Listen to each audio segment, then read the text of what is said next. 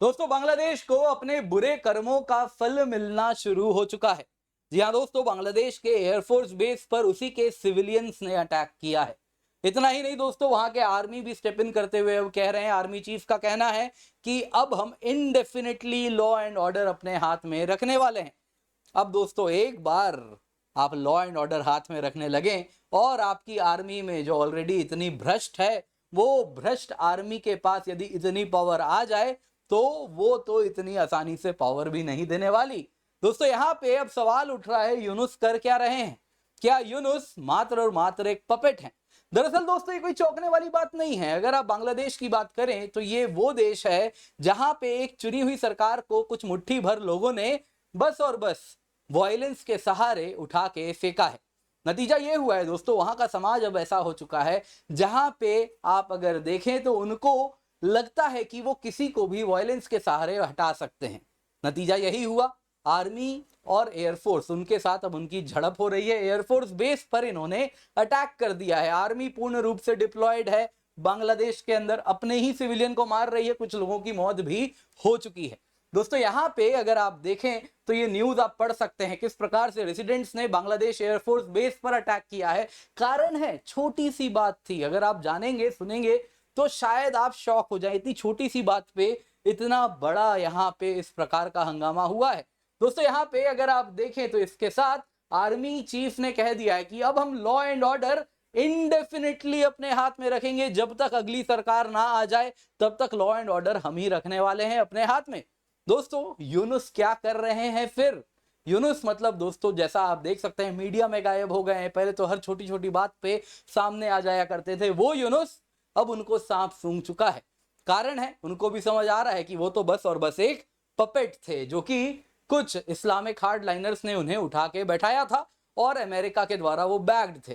खैर दोस्तों यहाँ पे देखने वाली बात ये भी है, डॉक्टर जयशंकर ने भी बांग्लादेश को चेतावनी दे दी है कि मेक अप योर माइंड, आपको भारत से कैसे रिश्ते चाहिए फिर हमारे पास आइए। ये रोज रोज उठ के आज कुछ कह रहे हैं कल कुछ कह रहे हैं, ये अब हम और एंटरटेन नहीं करने वाले।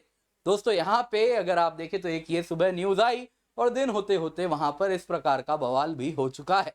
आखिरकार हो क्या रहा है, आइए वीडियो में इसी पर चर्चा करते हैं कि वो आर्मी यदि सड़क पे आ जाए तो ये बहुत ही ज्यादा चिंताजनक किसी भी देश के लिए और उसकी आर्मी के लिए होता है। पर इससे पहले आगे बढ़े, आप लोगों को याद दिलाना चाहूंगा फ्लैट 60% ऑफ में आपको लिए हम सब्सक्रिप्शन लेकर के आए हैं। ये दोस्तों लिमिटेड पीरियड ऑफर है, 26 तारीख को खत्म हो जाएगा, तो जल्दी से जाएं, जाके इसका फायदा उठाएं, क्योंकि 18 महीने की सब्सक्रिप्शन केवल 24,999 रुपए में आपको मिल रही है on using the code KC10। इस कीमत पे complete GS, complete CSAT, prelims test series, mains test series with evaluation आपको मिलता है। तो इसको अपने हाथ से जाने ना दें, टुवर्ड्स द एंड इस पे डिटेल में चर्चा हम करेंगे। तो क्या हुआ है दोस्तों, एयरफोर्स बेस पर बांग्लादेश के रेसिडेंट्स ने, बांग्लादेशी लोगों ने अटैक किया है। अब दोस्तों ऐसा भी नहीं है कि माइनॉरिटी पॉपुलेशन ने अटैक किया हो, कुछ वैसा हो, मीडिया में ऐसा कहीं नहीं है, साफ साफ, वरना तो आपको भी मालूम है वहां की मीडिया कैसे ऑपरेट कर रही है, तुरंत का तुरंत कह दिए होते। दोस्तों रेसिडेंट्स थे सदर्न बांग्लादेश में जिन्होंने एयरफोर्स बेस पे अटैक किया। कारण था थोड़ी सी कहा सुनी हो गई, बहस हो गई, ऑल्टरकेशन हो के साथ, जिस सोल्जर्स ने ना आओ देखा ना ताओ सीधा गोली चलाया है। आप देख सकते हैं तस्वीरें भी आ चुकी हैं किस प्रकार से सोल्जर्स गोली वगैरह चला रहे हैं सिविलियंस पे। दोस्तों एक की मौत भी हो चुकी है और कई इस वक्त वुंडेड हैं वहां की मीडिया के अनुसार, और ये नंबर्स दोस्तों जरूर छुपाए भी जा रहे होंगे, नंबर्स काफी बड़ा होगा तभी इस प्रकार से मीडिया में आ रहा है। दरअसल हुआ क्या दोस्तों, एक आदमी था मोटरसाइकिल पे जा रहा था और तभी, क्योंकि वहां तो army law and order maintain कर रही है, तो सोल्जर्स आए, बोले हेलमेट क्यों नहीं पहना। अब इस बात पे दोनों में हो गई बहस। उसके बाद दोस्तों पता चला मीडिया में जो आ रहा है कि उस व्यक्ति के रिलेटिव नेबर सब आए और इसी बात पे एयरफोर्स बेस पे उन्होंने अटैक कर दिया। देखिए दोस्तों इतनी सी बात पे एयरफोर्स बेस पे अटैक, ये या तो ये बताता है कि ये समाज पूर्ण रूप से खत्म हो चुका है, क्रम्बल हो चुका है, जहां पे हर चीज का सोल्यूशन ये वायलेंस में देख रहे हैं, तो यानी कि ये एक पाकिस्तान बन चुका है। या दूसरी ये बात है कि इसमें बहुत सारी बातें छुपाई जा रही हैं। जरूर आर्मी वालों, आर्मी के जो लोग होंगे जिन्होंने जिस प्रकार से चालान लगाया होगा, उन्होंने भी काफी कुछ यहाँ पे कुछ किया होगा ऐसा जो आपत्तिजनक वहां के लोगों को लगा होगा। अब दोस्तों दोनों ही केसेस बहुत डेंजरस हैं बांग्लादेश के लिए। क्यों? टुवर्ड्स द एंड हम इस पर हम चर्चा करने वाले हैं। खैर, बांग्लादेश आर्मी ने इस पे क्या कहा है? Chief of army staff general Waker-uz-Zaman ने साफ साफ कहा देखिए आर्मी जैसे काम कर रही है वैसे ही करती रहे। अब हम लॉ एंड ऑर्डर तब तक बना के रखेंगे जब तक बांग्लादेश में एक इलेक्टेड गवर्नमेंट ना आ जाए। पहले था दोस्तों बस कुछ दिनों की बात है, कुछ दिनों की बात है, फिर यूनुस के जो होम मिनिस्टर हैं वो सब कुछ देखेंगे। अब दोस्तों वो होने वाला नहीं है, ये क्लियर इन्होंने कह दिया है। इन्होंने खुद कहा, हमें इनिशियली लग रहा था कि शायद ये बस कुछ महीनों की बात होगी, उसके बाद आर्मी अपने कैंटोनमेंट में आ जाएगी, लेकिन अब हमें ये काम लंबे देर तक करते रहना होगा, हमें पेशेंस रखना पड़ेगा। दोस्तों इशारा कर रहे हैं, क्लियरली यहां पे बता रहे हैं कि शायद आर्मी के सोल्जर्स जो सड़क पे हैं वो पेशेंस नहीं रख रहे, उनकी ट्रेनिंग वैसी ही होती है। दोस्तों army has been trained to shoot to kill, बड़ा क्लियर है। पुलिस की ट्रेनिंग आर्मी की ट्रेनिंग अलग होती है। आर्मी से अगर आप लॉ एंड ऑर्डर मेंटेन करवाएंगे तो ये होना ही है। खैर इन्होंने खुद कहा कि हमें पेशेंस रखना होगा, अपनी professional responsibility with dedication manage करना होगा। जमान दोस्तों एक चीज यहाँ पे दो बातें बता रहे हैं। पहली ये है कि वो यहाँ पे रहने वाले हैं, जब तक अगली सरकार चुन के नहीं आ जाएगी law and order army he maintain करेगी। दोस्तों यहाँ पे क्यों ये बहुत सारे किकबैक्स से भी जुड़ा हुआ है, हम चर्चा करेंगे। दूसरी बात इन्होंने यहाँ पे बातों बातों में ही कह दी कि शायद आर्मी पेशेंस नहीं रख पा रही है, जिसकी तरफ इन्होंने इशारा किया है। दोस्तों यहाँ पे डॉक्टर जयशंकर वार्निंग ही दे सकते थे, इन्होंने एक चेतावनी दे दी है बांग्लादेश को। भारत मानो दोस्तों जो वेलवेट ग्लव्स पहनता है लेकिन हैंड ऑफ स्टील जो रहता है, तो वो वेलवेट ग्लव्स धीरे धीरे अब उतारा जा रहा है और अब स्टील से इनको अब वो स्टील जो हमारा आर्म है वो अब ये देखने वाले हैं, जिसमें डॉक्टर जयशंकर साहब ने बड़ा क्लियर कहा। देखिए इंडिया ने ढाका की अथॉरिटीज को ऑलरेडी कहा था कि आप रिश्तों में जो नेगेटिविटी रोज रोज आपकी मीडिया फैलाती है, आपके चुने हुए जो सो कॉल्ड इंटरिम एडवाइजर्स हैं वो फैलाते हैं, उसको बंद कीजिए। डॉक्टर जयशंकर ने ये मामला वापस कल उठाया है, जिसमें उन्होंने कहा कि बांग्लादेश को अपना माइंड मेकअप करना पड़ेगा और क्लियरली बताना पड़ेगा कि आखिरकार आप कैसा रिश्ता भारत के साथ चाहते हैं। ढाका दोनों चीज नहीं कह सकता कि हमको भारत से अच्छे रिश्ते भी चाहिए और अगले ही दिन आके आप हमें ब्लेम करने लगे। इनके शब्द क्या हैं एग्जैक्टली जरा सुनिए। हर रोज यदि कोई आए और इंटरिम गवर्नमेंट से खड़ा होकर बोलने लगे और भारत के ऊपर उंगली उठाने लगे, तो ये कहीं ना कहीं अगर आप इस प्रकार के रिपोर्ट्स आते हैं वहां से, ये रिडिक्यूलस होते हैं। कुछ भी बांग्लादेश में बुरा होता है हमारे ऊपर उंगली उठा देते हैं। आप एक तरफ कहते हैं कि हमको भारत से अच्छे रिश्ते चाहिए, लेकिन दूसरी ओर आप ही के जो नेता हैं, आप ही के जो मंत्री हैं, सो कॉल्ड एडवाइजर वैसे तो, लेकिन हाँ वो जो एडवाइजर हैं वो अगली सुबह फिर से उठ के आते हैं और हमें को ब्लेम करने लगते हैं बांग्लादेश में हर बुरी चीज के लिए। तो ये जो फैसला है भारत से कैसा रिश्ता चाहिए, मेक अप योर माइंड, फिर भारत के पास आइए। बड़ा क्लियर है भारत यहाँ पे दोस्तों टोन तो बड़ा टफ यहाँ पर कर रहा है। अब जरा यहाँ पे देखते हैं दोस्तों बांग्लादेश में क्या हो रहा है, व्हाई इट इज रीपिंग जो इसने सो किया था, कैसे कर्म जो बुरे कर्म किए अब वही वापस आ रहा है। दोस्तों यूनुस कैसे पावर में आए, वो पावर में आए जो बांग्लादेश आर्मी कह रही मिसक्रिएंट्स ने अटैक किया है, वही मिसक्रिएंट सड़क पे आए थे और शेख हसीना को वही मिसक्रिएंट्स ने हटाया था, तब जाके यूनुस पावर में आए हैं। तो दोस्तों जिनको आप बड़े ही कन्वीनियंटली मिसक्रिएंट्स कह रहे हैं, दरअसल they are Islamic hardliners radicalised people जो कि यूनुस को पावर में बैठाएं। ये बड़ा क्लियर है किस प्रकार से इसमें जमात का रोल रहा है और उनको कुछ लोगों का भी बैकिंग मिला है।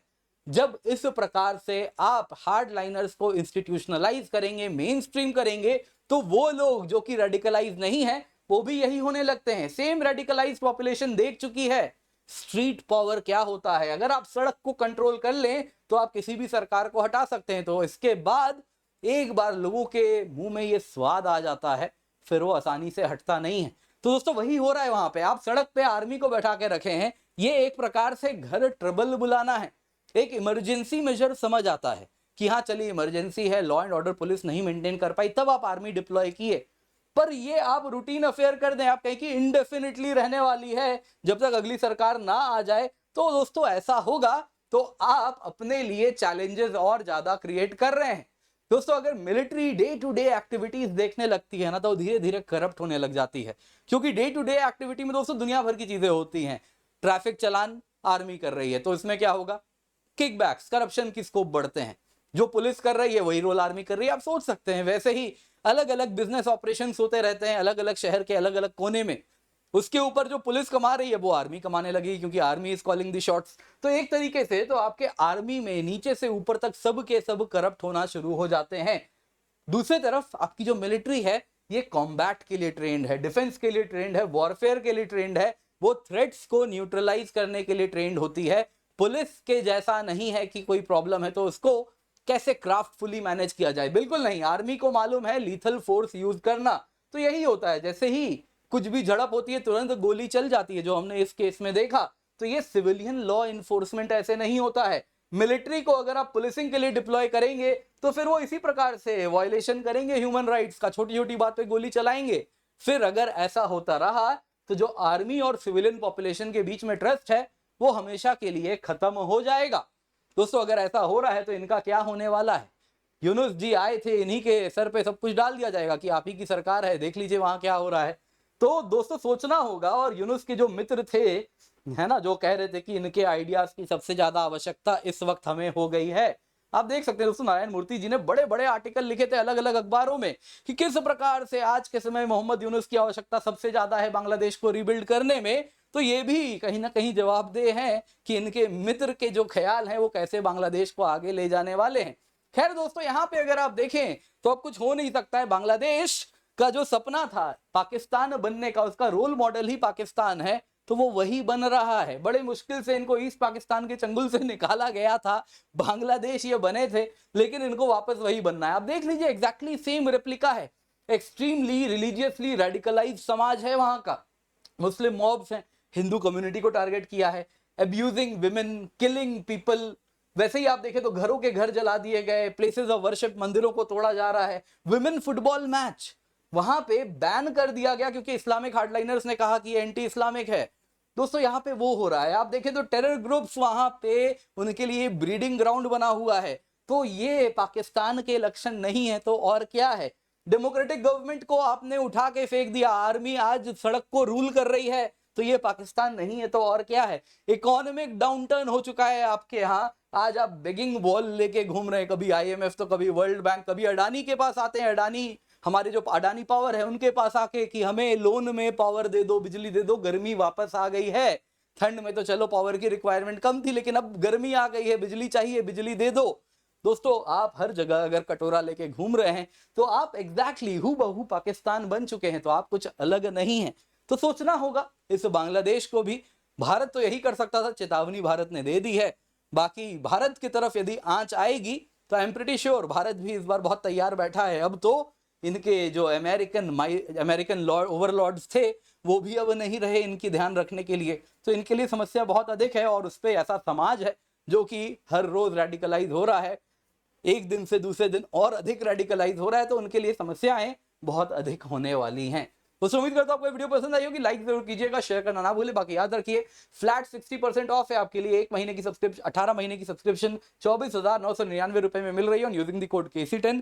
इस कीमत पे आप देख सकते हैं दोस्तों complete GS, complete CSAT, prelims test series, mains test series with evaluation आपको हम दे रहे हैं। इसके सिवा सारे ही क्रैश कोर्सेज का भी एक्सेस मिल जाएगा। जो बैचेस आपको देखना है आप देख सकते हैं, 1-on-1 मेंटरशिप भी आपको मिलेगी अगर आप आइकनिक सब्सक्रिप्शन लेते हैं। इसके सिवा दोस्तों हमारा CSAT का बैच है, जल्दी से जाएं, जाके जुड़े, बड़ी अफोर्डेबल प्राइस पे है। इतना ही नहीं दोस्तों, आपके लिए हम स्पेशल अलग अलग बैचेस लाए 2026 के लिए, 2027 के लिए। कोई इंग्लिश में है, कोई हिंदी में है, कोई इंग्लिश में है। आप निश्चिंत होकर जुड़े, यूज द कोड KC10। इसके सिवा अगर आप JEE नीट के लिए पढ़ रहे हैं तो जल्दी से जाएं, जाके आरंभ जो कि 7 से 9 1 मार्च को होने वाला है, जरूर हमारे साथ आप जुड़ जाएं।